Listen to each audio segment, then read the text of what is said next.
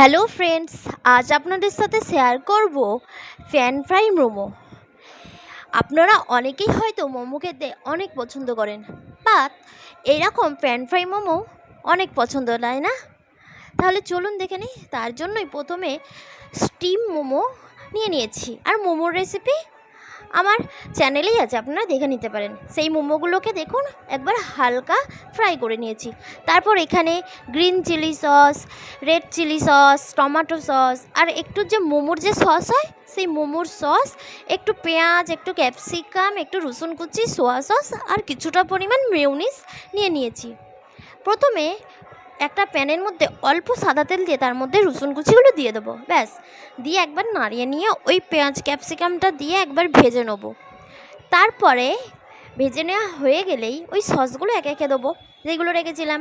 Tomato sauce, green chilli sauce, তারপর মোমোর sauce, mayonnaise, soya sauce, আর এখানে আমি কিছুটা পরিমাণ চিলি ফ্লেক্স আর অরিগানো ইউজ করছি। আপনারা চাইলে নাও পারেন, বাট দিলে টেস্টটা ডিফারেন্ট হয়।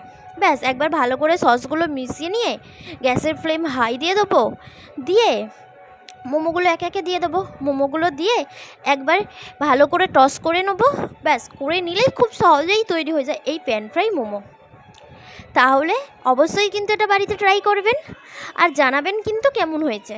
আর রেসিপিটি ভালো লাগলে আমার এই সাদে আহ্লাদের চ্যানেলটিকে একটি সাবস্ক্রাইব করে দেবেন। লাইক, কমেন্ট, শেয়ার করতেও ভুলবেন না। ধন্যবাদ।